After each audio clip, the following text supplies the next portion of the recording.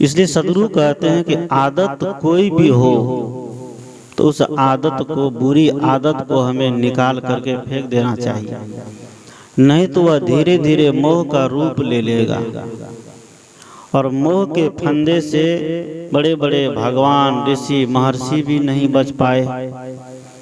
जिसको परब्रह्म परमेश्वर कहते हैं, मर्यादा पुरुषोत्तम श्री राम कहते हैं, श्री राम भी मोह के जाल में ऐसा फंसे कि पति पत्नी बिछड़न होकर के दोनों जंगल में भटकते रहे। माँ जानकी ने श्री राम से कहा कि सोने का मृग देखने में बड़ा सुंदर लग रहा है। जंगल में थे, वनवास काल में थे, घर द्वार को छोड़ दिया, सगे संबंधी को छोड़ दिया, नाती गोते को छोड़ दिया, जगह जमीन यहाँ तक कि राजपाट का भी त्याग कर दिया। लेकिन जंगल में गया तो सोने के मृग के मोह में उलझ गया। जंगल यानी साधना के काल में थे, वनवासी थे, तपस्वी थे, साधना परायण होकर के, तपस्वी होकर के भी श्री राम और माँ जानकी कौन चीज में उलझ गए? सोने के मृग में। लक्ष्मण ने समझाया कि भाभी सोने का मृग नहीं होता है, अगर सोने का मृग होगा भी तो केवल देखने के लिए, वो दौड़ नहीं सकता है, चल फिर नहीं सकते हैं, क्योंकि उसमें जान नहीं होगी, वह केवल खिलौना मात्र होगा। माँ जानकी ने कहा कि तुम मुझे ठगने का प्रयास करते हो। सीता के ताना मारने पर राम तो दौड़े दौड़े चले गए माया मृग के पीछे। उनको लाने के लिए जिंदा हो या मुर्दा हुआ तो चाहिए ही। पत्नी अगर कुछ कह दे तो पति महाराज बेचारा डर के मारे सब कुछ करने के लिए तैयार हो जाता है, और नहीं तैयार हो तो झाड़न भी मिल जाएगी। इसलिए श्री राम भागे भागे मृग को पकड़ने के लिए गया, सोने का मृग। और जैसे पकड़ने के लिए जाता है तो उधर से आवाज आती है सीते, है लक्ष्मण। इधर सीता को आवाज सुनाई पड़ी। सीता ने लक्ष्मण को ताना मारा, तुम जल्दी जाओ, राम के ऊपर कोई संकट आ गया है। लक्ष्मण ने कहा कि भाभी मेरा भैया इतना कमजोर नहीं कि उसके ऊपर कोई संकट आ जाए, आप शांत रहिए, आप घबराइए नहीं। लक्ष्मण को माँ जानकी ने बहुत भला बुरा कहा। मोह जब मन में समा जाता है किसी के प्रति तो व्यक्ति अपना रिश्ता नाता सबको भुला जाता है। एक युवक को किसी युवती से मोह हो जाता है, एक युवती को किसी युवक से मोह हो जाता है, तो वह अपने कुल खानदान, माता पिता तक को भी भूलने के लिए तैयार होता है, हो जाता है कि नहीं? गाँव समाज की रीति देख ही रहे हैं। अपने माता तक को कह देते हैं कि हम तुमको नहीं पहचानते हैं। जब कोर्ट कचहरी में हाजिर होता है, उसके सामने पूछा जाता है कि तुम्हारी माँ है, तुम्हारे दादा है, दादी है, तो युवक और युवती साफ बोल देते ये मेरा कोई नहीं है। किसके कारण? एक मोह के कारण। माँ जानकी ने लक्ष्मण से कहा कि तुम ये चाहते हो कि राम मर जाए और सीता को हम अपना लेंगे। जो लक्ष्मण सीता के चरण के अलावा कभी उनका चेहरा तक नहीं देखा था। जब सीता का हरण हुआ, आप सभी लोग जानते हैं इस कहानी को, कि पैर की जो पैर में क्या बांधते हैं, उंगली में माताएं लोग बांधती है, क्या बोलते हैं? बिछिया, अंगूठी। पैर में जो अंगूठी थी उस अंगूठी को पहचान गया लक्ष्मण। और उसके अलावा जो भी गहने पहने थे, चाहे नाक में हो, कान में हो, गले में हो, हाथ में हो, उसको लक्ष्मण नहीं पहचान पाया। इतना संयम था लक्ष्मण के अंदर कि अपनी भाभी के चरण के अलावा कभी उनका चेहरा तक नहीं देखा। सब कुछ को लक्ष्मण पैर की बिछिया मात्र को पहचान पाया और उसके आगे के चीज को नहीं पहचान पाया। जिस लक्ष्मण ने इतनी तत्परता से, इतना संयम के साथ माँ जानकी के साथ रहा, वो आज कह रहे कि तुम चाहते हो कि राम मर जाए और सीता को हम अपना लेंगे। लक्ष्मण को ऐसा लगा कि काटो तो खून नहीं। लक्ष्मण नहीं चाहते हुए पर भी लक्ष्मण रेखा खींच देता है, तीर से निशान बना देता है। ध्यान दीजिएगा, रामायण की बात है। रामायण की बातें काव्य में चलती है, टेढ़ी मेढ़ी होकर चलती है। बातों को समझने का प्रयास करिए। तीर का निशान किया, आजकल तो देखते हैं कि बंजरी बना दे, उसको भी लोग तोड़ करके चला जाता है। घर में मोटा मोटा ताला लगा देते हैं, बड़ा बड़ा पासवर्ड लगा देते हैं, उसको भी तोड़ ताड़ के चोरवा चोरी करके निकल जाता है। भाव यहाँ पर छिपा हुआ है। लक्ष्मण ने कहते हुए गया कि भाभी हम लोग जंगल में है और नारी तुम हो, तुम्हारे पास कोई है नहीं, मैं भी तो जा रहा हूँ भैया के पास, भैया भी तुम्हारे पास नहीं, तुम्हारी रक्षा करें। जंगल में जो हम कुटिया बनाए, उस कुटिया के अंदर तुम रहना, बाहर मत निकलो। यही लक्ष्मण की रेखा है। ये तीर का निशान कोई नहीं है, सीरियल वाले तो बना दिया है कि जरा लोग को देखने में मनोरंजक लगे, इसी में लोग उलझा रहे। रावण जैसे पैर उठाता है तो लक्ष्मण तीर का जो निशान दे के गया, कहते हैं वहां से क्या निकलती है, आग निकलती है। लक्ष्मण रावण डर जाता है, भिक्षा मांगता है। रावण डर जाता है कि आग निकल रही, हम इसके आगे नहीं जाएंगे। कई बार प्रयास किया लेकिन रावण नहीं जा पाया। अंतिम में थाक मार करके कहता है कि वहीं बैठ गया।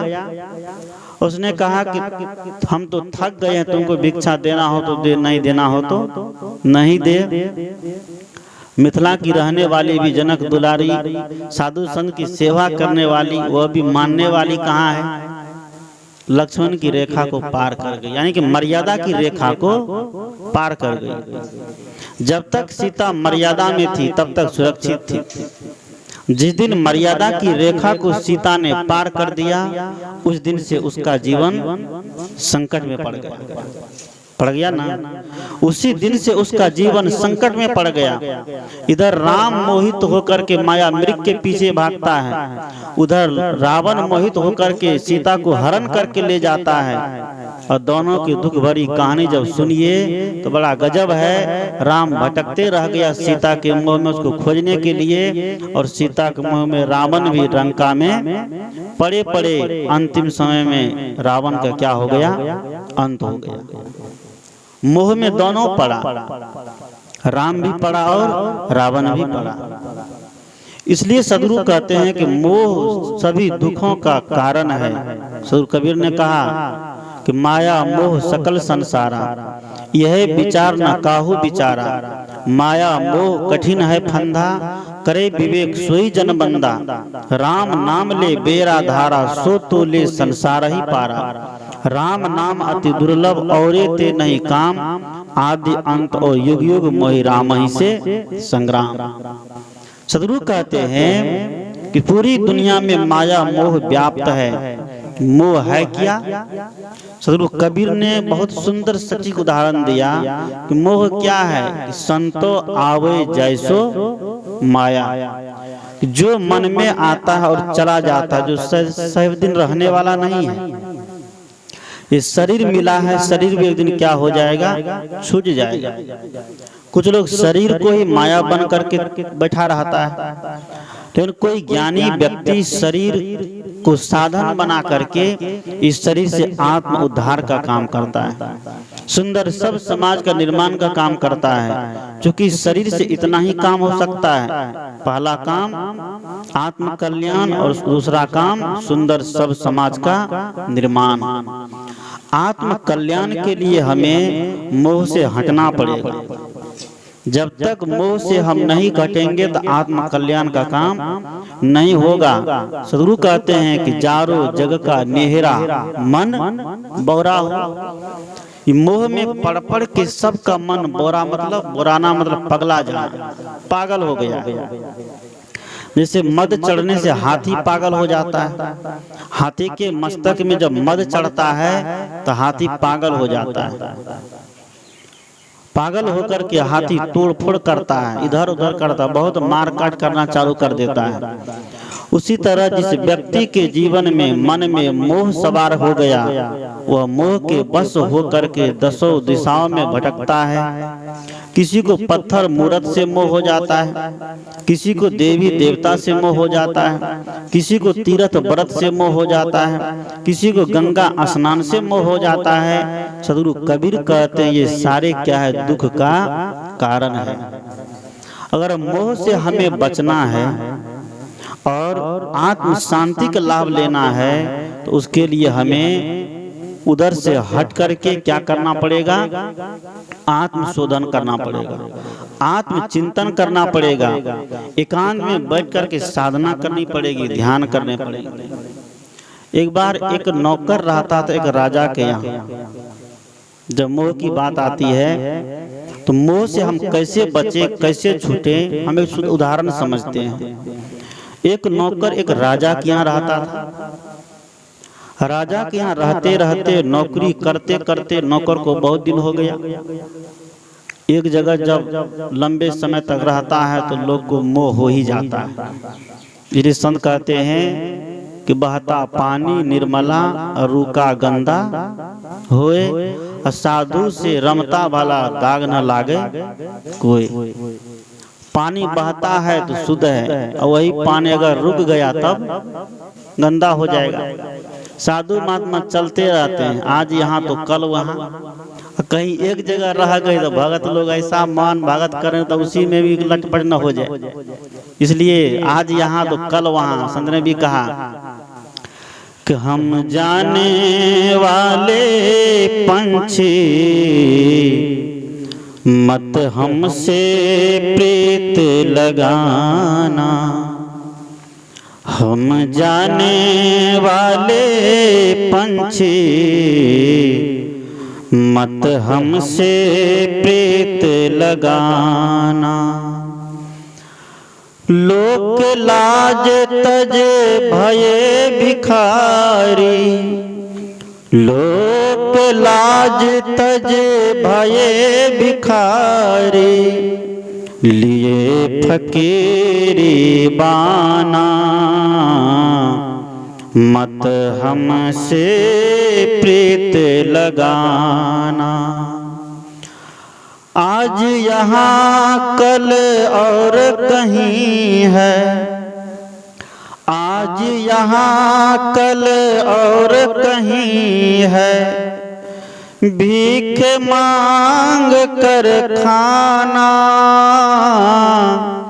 अंतिम मेरी यही विदाई, अंतिम मेरी यही विदाई, प्रेम नहीं ठुकराना, मत हमसे प्रीत लगाना। जाते हुए संत ने अपने भक्तों को समझाते हुए कहा कि हमसे तो मोह मत कर ले, हमारे ऊपर तो मोहित मत हो जाना कि गुरुदेव सब दिन मेरे ही यहाँ रहेंगे, और एक ही जगह रह जाएंगे तो फिर और जगह कल्याण कैसे, इसलिए मुझे वहां भी जाना है। आज यहाँ कल और कहीं भीख मांग कर खाना, अंतिम मेरी यही विदाई, प्रेम नहीं ठुकराना। अंतिम मेरी यही विदाई है कि मेरे से प्रेम कभी तू कम नहीं होने देना। मोह और प्रेम में बड़ा अंतर है, मोह और प्रेम में बड़ा अंतर है। प्रेम सार्वजनिक होता है लेकिन मोह व्यक्तिगत होता है। मोह से दुख उत्पन्न होता है लेकिन प्रेम से सुख उत्पन्न होता है। इसलिए कबीर साहब ने कहा था कि प्रेम पाठ का चोलना बहिर कबीरू नाच, पानी भी दिनो तासु को जो तन मन बोले साच। तो नौकर के यहाँ राजा रहते, राजा के यहाँ नौकर रहते रहते लंबे समय हो गया, बहुत समय हो गया। तो नौकर को हुआ क्या, धीरे धीरे रानी से ही मोह हो गया। रानी से जब मोह हो गया तो नौकर अपने मन की बात को संभाल नहीं पाया। एक दिन रानी से कह दिया कि रानी साहिबा, हम आपको चाहते हैं और मैं सोचता हूं कि हमारी और तुम्हारी शादी हो जाए। नौकर था, अब वो था उतना सोचता नहीं था कि रानी की शादी होगी तो फिर दूसरी शादी कैसे होगी, क्योंकि मोह हो गया। जब मोह होता है तो आदमी का उम्र दराज सब नहीं देखा जाता है। तो उसने रानी से कह दिया कि हम तुमको चाहते हैं, हमारी तुम्हारी शादी हो जाए। रानी ने कहा कि बिल्कुल हो जाना चाहिए। नौकर तो और भूल गया कि रानी तो आदेश भी अब दे दिया है। उसने कहा कि बिल्कुल हो जाना चाहिए, हम भी तुमको चाहते, लेकिन शर्त एक है। क्या शर्त है? तुम हमसे शादी करोगे, इसके लिए तुमको 6 महीना तक अकेले में रहना पड़ेगा और वैसी जगह में रहना पड़ेगा जहां कभी कोई व्यक्ति का प्रवेश नहीं हो, कोई व्यक्ति वहां नहीं जा सकता है। 6 महीना तक तुमको अकेले में रह करके बिल्कुल बैठना पड़ेगा, किसी से मुलाकात नहीं, किसी से बातचीत नहीं, किसी से लेना देना नहीं। बेचारा रानी का मोही था तो कैसे नहीं तैयार होता, मरता क्या नहीं करता, तैयार हो गया। कहा बिल्कुल आप जो कहिए, जो लाने के लिए कहिए, जो काम कर दीजिए वह करने के लिए हम तैयार हो जाएंगे, लेकिन शादी तो आपसे ही करेंगे। रानी ने कहा ठीक है, आज से तुम्हारी नौकरी बंद, तुम्हारा सैलरी चलता रहेगा, जितना महीना मिलता तुमको सब मिलता रहेगा, घर पर भेजते रहेंगे, लेकिन 6 महीना तक तुमको हमसे, हमारा घर से अलग एकांतवास में रहना पड़ेगा, जहाँ कभी किसी व्यक्ति का पहुंचना नहीं हो। नौकर तैयार हो गया, चला गया घोर जंगल में। घनघोर जंगल में गुफा था, उसी गुफा में बैठ करके वहीं पर समय अपना बिताने लग गया। समय बिताते बिताते बिताते 6 महीना हो गया। 6 महीना जब हुआ, 6 महीना के बाद उनकी बड़ी प्रसिद्धि हो गई गांव में, गांव के लोग सब पहुंचने लग गया। ये बड़ा बाबा आया है, ध्यानी बाबा आया है, ध्यान में ही बैठा रहता, किसी से बात नहीं करता, किसी से बोलता नहीं है। इतनी प्रसिद्धि हुई, लोग वहाँ बड़े बड़े लोग पहुँचने लगे उसके पास, उनकी प्रसिद्धि का नाम सुनकर 6 महीना के अंदर ही। अब वहाँ बैठ करके गुफा में केवल ध्यान में बैठा रहता था। रानी ने कुछ मंत्र दिया था, उसी मंत्र का जाप करते रहता था। रानी ने कहा कि इसी मंत्र से तुम मुझे प्राप्त कर सकते हो, इसलिए तुम इस मंत्र का कभी जाप मत छोड़ना, अखंड जाप करते रह जाना। और नौकर उसी गुफा में बैठ करके आंख बंद करके उसी मंत्र का सदैव जाप कर रहा है। पूरे गांव के लोग उससे मुलाकात करने जाता है, प्रणाम बंदगी करता है, मिठाई लड्डू पेड़ा चढ़ाता है उसके सामने, कपड़ा लत्ता चढ़ाता है, रुपया पैसा चढ़ाता है। पूरे गांव के लोग उनसे भेंट कर, लेकिन वो रानी नहीं गई। रानी उनसे मिलने नहीं गई। गांव के लोगों ने कहा कि राजा साहब भी चले गए, पूरी प्रजा चली गई, लेकिन रानी साहिबा आज तक नहीं गई है, क्या कारण है? रानी साहिबा को तो पता ही था, तो मेरा ही यार है। अंत में रानी साहिबा भी तैयार होती है, पालकी सजती है उसके लिए, रथ तैयार होता है, सज धज करके रानी साहिबा पहुंचती है उसके सामने।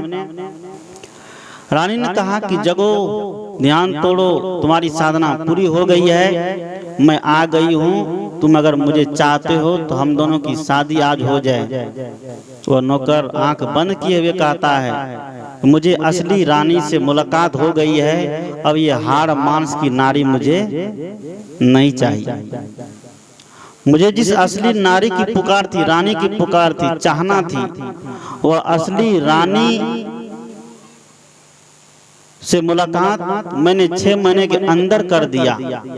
ये बाहर के हाड़ मांस की नारी मिल भी जाए, ये रानी मिल भी जाएगी, इसकी आयु निश्चित है, आज न कल ये मर जाएगी। लेकिन भीतर में ध्यान के माध्यम से, जाप के माध्यम से जिस रानी को मैंने प्राप्त किया, वो शांति रूपी रानी हो सकती है ना। ध्यान के माध्यम से मैंने जिस शांति रूपी रानी को प्राप्त किया है, ये रानी हमसे कभी भी अलग हो ही नहीं सकती है। इसलिए बाहर के हाड़ मांस की रानी तो आप जाने दीजिए, मुझे इसकी कोई आवश्यकता अब नहीं रह गई।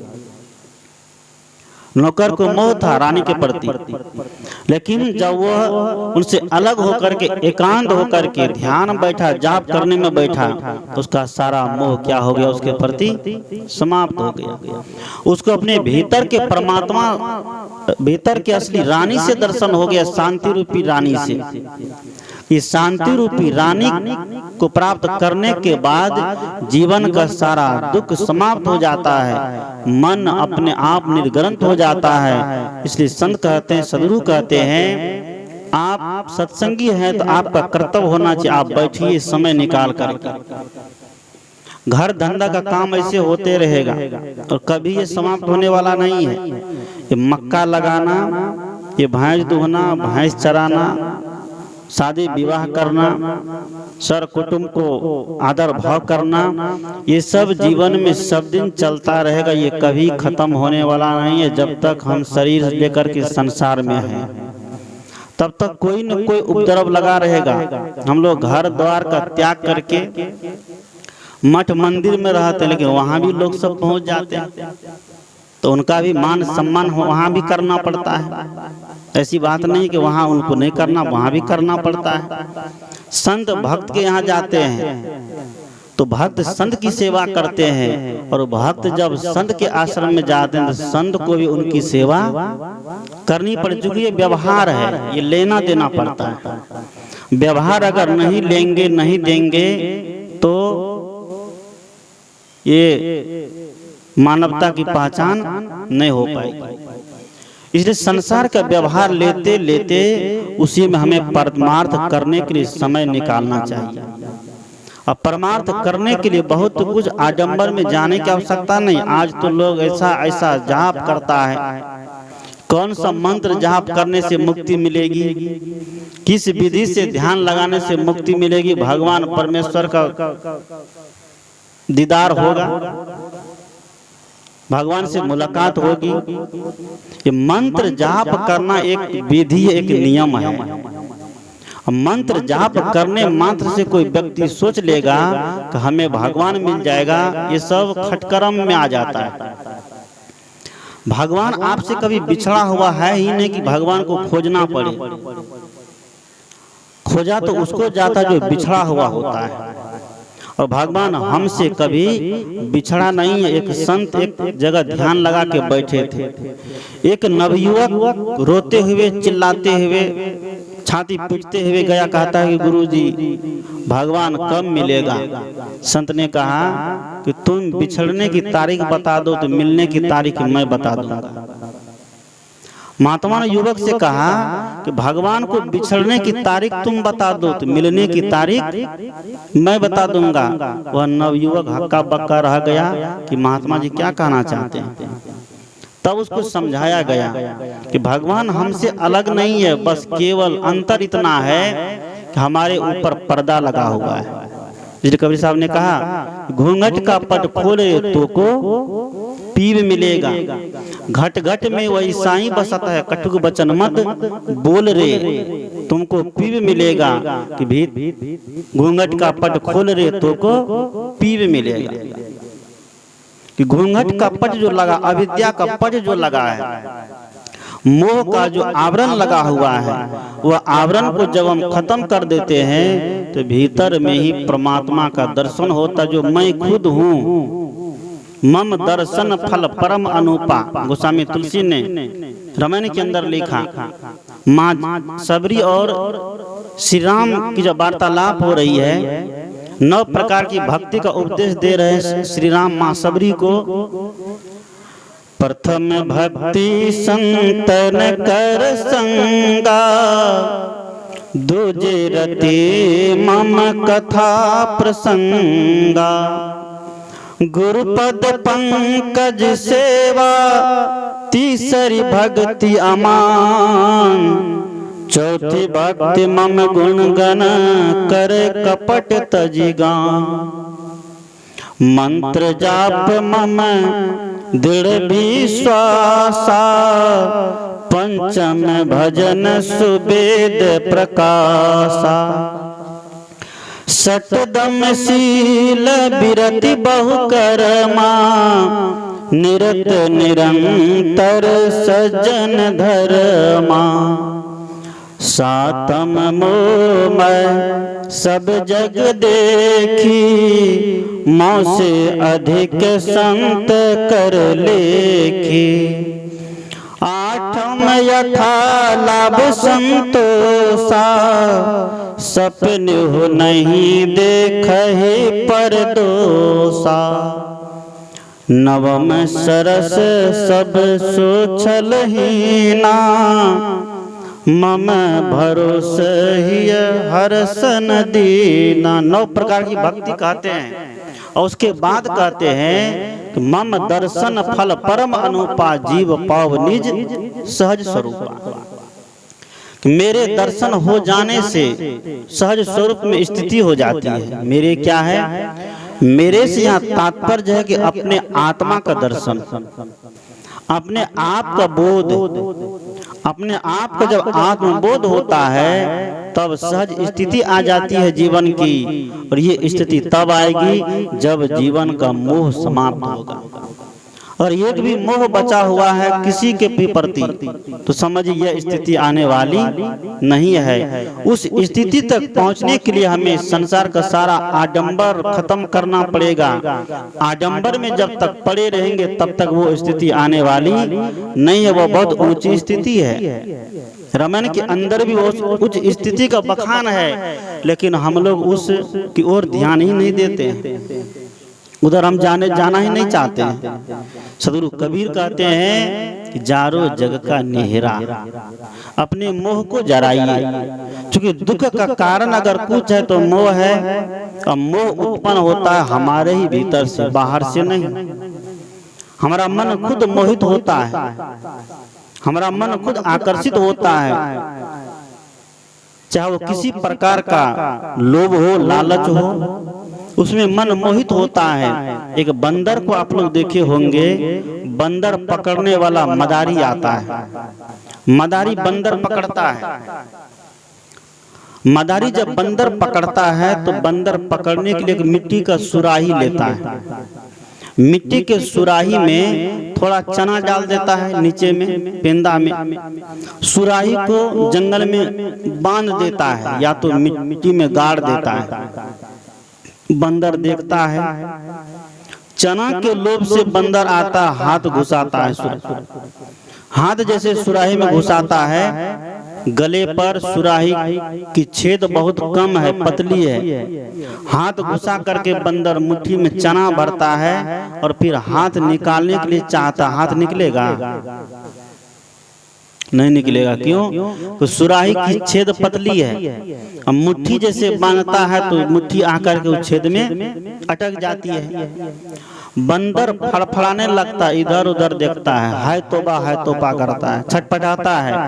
हम किसी तरह भाग निकले, लेकिन बंदर निकल के नहीं भाग सकता। क्यों? सुराही बंधी हुई है। मदारी आता है, मदारी क्या करता है, घड़े को फोड़ देता है, बंदर का हाथ निकाल लेता है। क्योंकि मदारी जानता है घड़े का प्रयोग तब तक था, घड़े उपयोगी तब तक था जब तक बंदर नहीं पकड़ा गया था। सही बात है। जब बंदर पकड़ लिया गया तो घड़ा बेकार हो गया, घड़ा का मोह छोड़ दिया ना मदारी। मदारी घड़ा का मोह तब छोड़ देता है। सोचता, अगर सोच लिया घड़े के मोह में पड़े रहेंगे कि ये घड़ा कैसे फूट जाए, तो बंदर हाथ आने वाला नहीं है। मदारी क्या करता है, घड़ा को फोड़ देता है, बंदर को पकड़ करके गले में रस्सी कर लगा देता है और उसको गांव-गांव नचाता है। छड़ी मारता उसको गांव-गांव नचाता है। सदगुरु कहते हैं ये मन रूपी बंदर हमारा ऐसे ही लोभाता है, मोहाता है। हर प्राणी पदार्थों को देखकर, सुंदर रूप को देखकर, सुंदर रस को देखकर, सुंदर गाने को देखकर, सुंदर स्पर्श को देख करके हमारा मन हर जगह लोभित होता है, मोहित होता है। और इसी लोभ और मोह के चक्र में हो करके ये मदारी रूपी, ये जीव रूपी मदारी जो है ये फंस जाता है।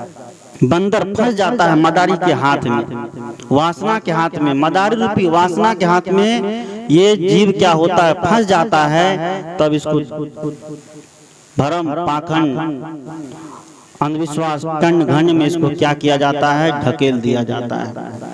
इसलिए सदगुरु कबीर कहते हैं कि मोह को जलाइए, मोह सभी दुख का घर है, मोह सभी दुख का कारण है। मोह के बस हो करके बड़े बड़े महारथी पतित हो गया, गिर गया।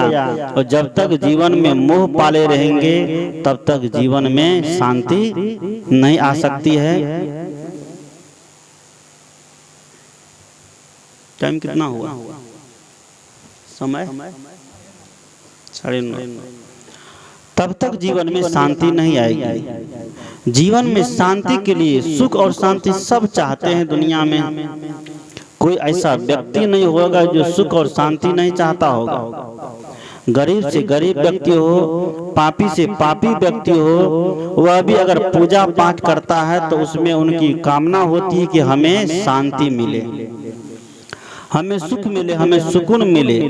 लेकिन मन में जो मोह घर कर जाता है उससे वो सुख से क्या होता है, दूर हो जाता है। तो कबीर ने कहा कि बहुत दुख की खानी तब बचियो जब राम ही जान। तब बचोगे दुनिया में जब राम को जानोगे, मानोगे नहीं। हम तो मान लेते हैं, सब कुछ को मान लीजिए, मान लेते हैं ना, यहाँ की सब कुछ को मान लीजिए, जो भी आए लोग करता है तो हम भी मान करके करने लग जाते हैं।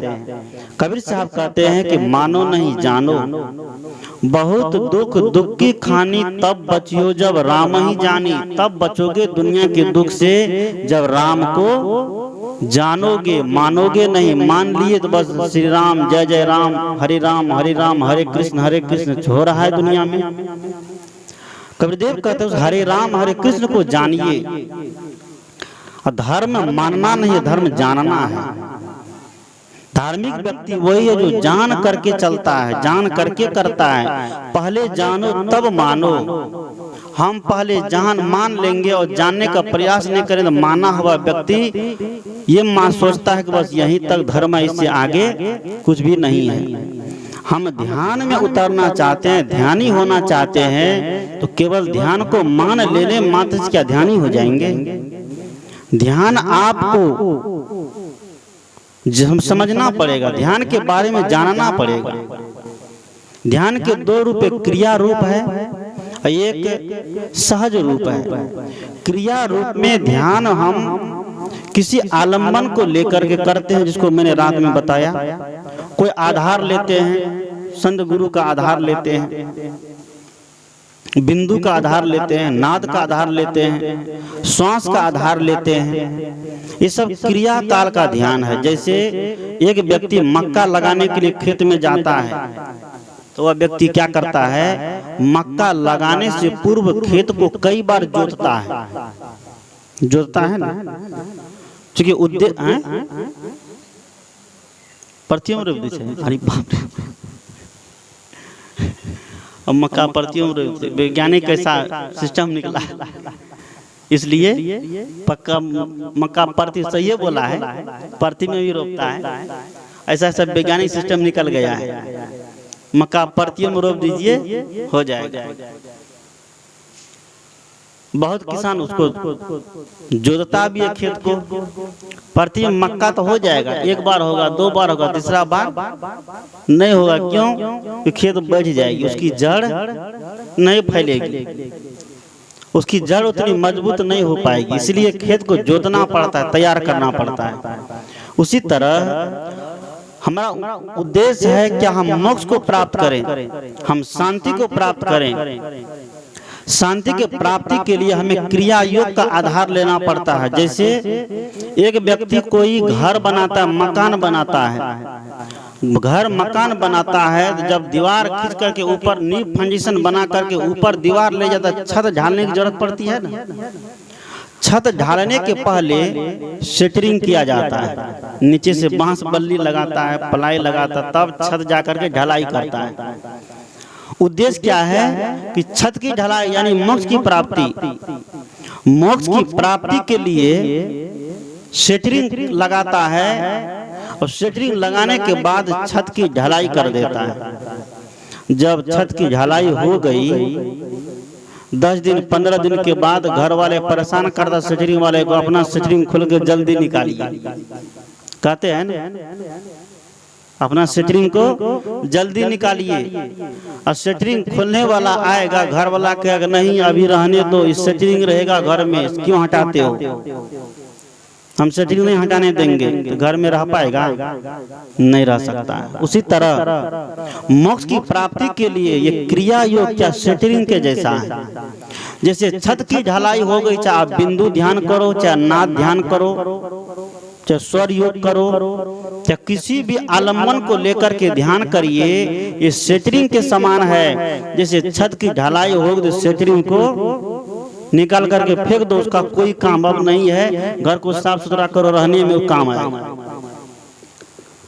उसी तरह बिंदु योग, ध्यान योग, क्रिया योग, किसी महापुरुष का चित्र लेकर उसमें मन को रोकना, आधार लेकर कोई आलंबन में मन को रोकना, ये क्या है, सेटरिंग के समान है। जैसे ये सब करते करते मन स्थिर होता है, मन शांत होता है, तब वो अपने स्वरूप की ओर गमन करने लगता है। और अपने स्वरूप का जब बोध हो गया तो कौन किसका ध्यान कर रहा है। कबीर साहब ने इसीलिए प्रश्न उठाया, ऐसे ऐसे ध्यानी लोगों के लिए प्रश्न उठाया कि झगड़ा एक बड़ो राजा राम, जो निर्वारे सो निर्वाण, ब्रह्म बड़ा की जहां से आया, वेद बड़ा की जिन उपजाया, ई मन बड़ा की जही मन माना, राम बड़ा की राम ही जाना, भ्रमी भ्रमी कबीरा फिरे उदास, तीर्थ बड़ा की। तो कवि ने प्रश्न उठाया कि तीर्थ बड़ा है कि तीर्थ में जाने वाला व्यक्ति बड़ा है, कौन बड़ा हो सकता है बाबा? आप ही लोग बताइए, हम तो महात्मा आदमी अपना अनुसार कुछ बोल सकते हैं। तीर्थ बड़ा है कि तीर्थ में जाने वाला व्यक्ति बड़ा है? जाने वाला बड़ा है। भोजन बड़ा है कि भोजन करने वाला बड़ा है? कौन बड़ा है बाबा? करने वाला बड़ा है। ध्यान बड़ा है कि ध्यान को समझने वाला बड़ा है? समझने वाला बड़ा है। और नहीं समझे ध्यान को, झूठे ध्यान चिल्लाते, क्या ध्यान को समझ पाएंगे? नहीं समझ सकते हैं। क्रिया योग अभ्यास काल का ध्यान है, और अभ्यास काल का ध्यान करते करते जब मन शांत हो गया, जब मन मोक्ष की प्राप्ति कर लिया, तो फिर सेटरिंग को हटा के फेंक देना चाहिए कि नहीं फेंक देना चाहिए? कि सेटरिंग को रखे रहेंगे? जैसे कद्दू लगाते हैं, कद्दू का पेड़ जब लगाते हैं तो उसमें सहारा देते हैं, सही या गलत? कोई बांस का छिप्पा गाड़ देते हैं, और छिप्पा नहीं गाड़ेंगे तो कद्दू का लत बोआ जाएगा इधर उधर। जब कद्दू का लत छत पर चढ़ जाता, छप्पर पर, तो छिप्पा को हटा के फेंक दीजिए, क्या लत गिर जाएगा? नहीं गिरेगा। जिस व्यक्ति ने सत्संग के माध्यम से, सदगुरु की सेवा के माध्यम से अपने स्वरूप को समझ लिया, उस व्यक्ति के लिए छिप्पा तिप्पा ये आधार तधार सब क्या होता है, पीछे पड़ जाता है। लेकिन पीछे हो जाने के बावजूद वह व्यक्ति ये नहीं कहता कि मैं ध्यान नहीं करूंगा, ये नहीं कहता कि मैं सदगुरु की सेवा नहीं करूंगा, क्योंकि सीढ़ी वही है, मार्ग वही है, उसी सीढ़ी के माध्यम से छत पर चढ़ा जाता है। अब छत की ढलाई हो गई तो जाने के लिए सीढ़ी तो चाहिए। और कोई सोचे छत की ढलाई हो गई, अब सीढ़ी को निकाल दीजिए तो छत पर कौन माध्यम चढ़िएगा? क्योंकि उस छत पर जाने के लिए, मोक्ष रूपी मंजिल पर जाने के लिए ये भक्ति क्या है, सीढ़ी है। कबीर साहब ने कहा कि भक्ति निशैनी मुक्ति की, संत चढ़े जो धाय। भक्ति मुक्ति की निशानी है। निशानी मतलब सीढ़ी है, रास्ता है चढ़ने का। ये ध्यान रास्ता है चढ़ने का, मुक्ति तक ले जाने का, कल्याण तक ले जाने का। ध्यान रास्ता है, मार्ग है। लेकिन कोई लोग ध्यान को ही बड़ा मान ले तो फिर अपना अस्तित्व तो खो जाता है, खो जाता है। इसलिए कबीरदेव ने कहा कि तीर्थ बड़ा की तीर्थ का दास। ये ध्यान बड़ा है कि ध्यान को करने वाला बड़ा है? इस बर्बाद पर आके प्रश्न उठाइए कि ध्यान तब वहाँ क्या होता है, छोटा पड़ जाता है। क्योंकि ध्यान को समझने वाला ये चेतन जीव आत्मा क्या है, बड़ा है। क्योंकि इसी का महत्व, यही ध्यान कर रहा है। अगर ये नहीं रहेगा ध्यान कौन करेगा? ये निकल जाए शरीर से, और ध्यान करने के लिए शरीर पड़ा हुआ है। अभी एक बाबा है जिसका नाम है नाम नहीं लूंगा, लोगों को बड़ी दुखद तकलीफ होती है। हाँ, आशुतोष जी महाराज, उनको अभी रखे हुए हैं, शरीर छोटे कई साल हो गया और उसके चेलवा लोग अभी तक उनको रखे हुए हैं। क्यों? कि वो समाधि में है। समाधि कौन कर रहा है? शरीर कर रहा है कि आत्मा कर रही है? ये जीव शरीर समाधि, जीव समाधि लगाएगा, शरीर नहीं लगाएगा। जीव शरीर छोड़ करके चला गया, शरीर जड़ है, मिट्टी पानी आग हवा का समुच्चय है, वह पड़ा हुआ है, उसको विशेष केमिकल के माध्यम से रखा गया है। रखे रहिए, हजारों साल तक रखिए, सैकड़ों साल तक रहिए, रखिए, करोड़ों खरबों साल तक रखे रहिए, उस शरीर में पुनः जीव आने वाला नहीं है, कभी नहीं आ सकता है। इसी सदगुरु कहते दुनिया में कुछ लोग खटकर्म ऐसा पाने लगाया है भक्ति के नाम पर, साधना के नाम पर। इस खटकर्म से सदगुरु कबीर हमें बाहर निकालते हैं, बिल्कुल बाहर निकाल करके शुद्ध राजमार्ग देते हैं कि ध्यान का मतलब होता है मन का पूरी तरीके से संयमित हो जाना, मन में किसी तरह का विषय नहीं आना, मन सारे कोलाहल को छोड़ करके निर्ग्रंथ होता है और सहज जीवन जीता है। किसी तरह का दिखावा उसके पास नहीं रह जाता है, कोई बनावटी उसके पास नहीं रह जाता कि हाँ हम ध्यानी है तो ध्यान का ढिंढोरा पिटेंगे। कोई उसके जीवन में शिकायत नाम की चीज नहीं रह जाती है। तो ऐसा हमें अभ्यास करने से होगा। जब तक अभ्यास नहीं करेंगे तब तक हम ध्यान को भी नहीं समझ जाएंगे। इसलिए हम लोग को जब समय मिले तो हम एकांत चिंतन में आत्म चिंतन के लिए बैठ जाएं, आंखें बंद करके बैठ जाएं और अपने स्वरूप का अनुसंधान करें, अपने स्वरूप का बोध प्राप्त करें। इसी के माध्यम से हमें शांति की प्राप्ति होगी।